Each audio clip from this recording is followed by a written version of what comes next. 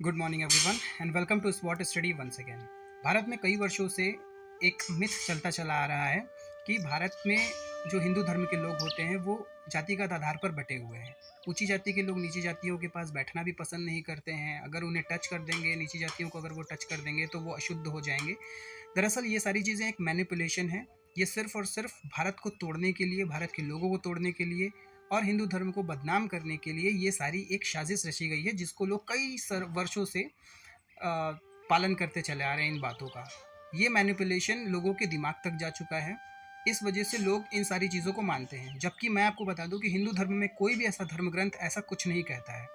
मैं बताता हूँ वो कैसे। अब लोग कहेंगे कि 4 जातियों में बांटे गए हैं, ब्राह्मण, क्षत्रिय, वैश्य, शूद्र। दरअसल ये 4 जाति नहीं, 4 वर्ण होते हैं। किसी भी देश को चलाने के लिए, सुचारू रूप से चलाने के लिए 4 चीज़ों की ज़रूरत पड़ती है। एक ऐसे इंसान की जो कि अर्थ को कमा कर ला सके, अर्थ अर्थात धन।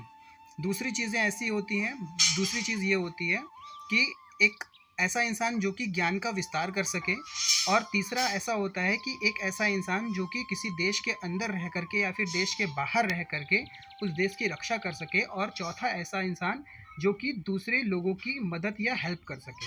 ये दोनों इक्विवेलेंट होते हैं, मीन्स कि ये दोनों आपस में समान होते हैं। इनमें ज़रा सा भी ऊंच या नीच नहीं होता, और ये जाति के या जन्म के आधार पर नहीं, ये कर्म के आधार पर होते हैं। अर्थात यदि कोई व्यक्ति हिंदू धर्म में ब्राह्मण घर में अगर पैदा हुआ है, जैसा कि लोग बोलते हैं कि ये ब्राह्मण है, यदि वह ऐसे कर्म करता है, क्षत्रिय वाले कर्म करता है, तो वो जाहिर सी बात है उसे हम क्षत्रिय कहेंगे, यदि उसका क्षत्रिय जैसे कर्मों में अगर उसका मन लगता है तो।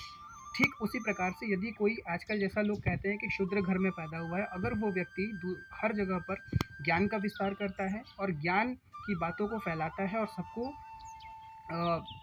सबके अंदर ज्ञान का प्रकाश वो प्रज्वलित करता है, तो उसे हम निसंदेह ब्राह्मण कहेंगे।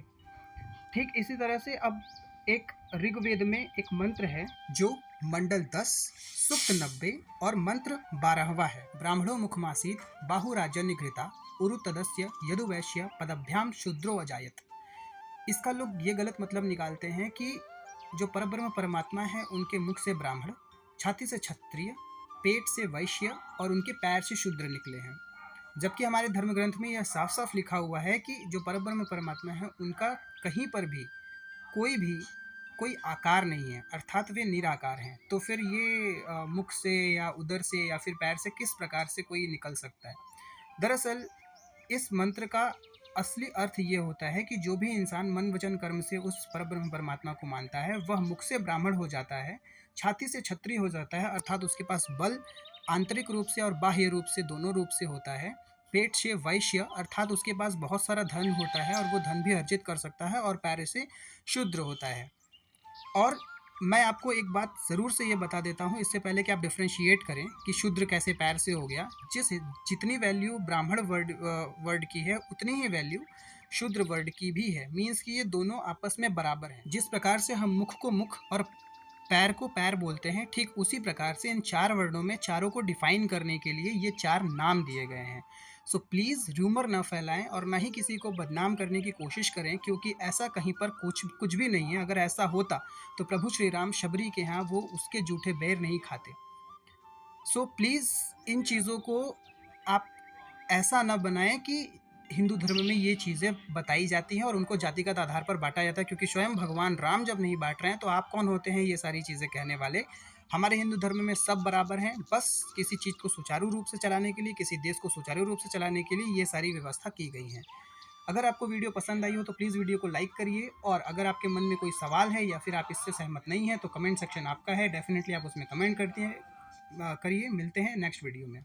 Till then bye bye and take care yourself. Thank you.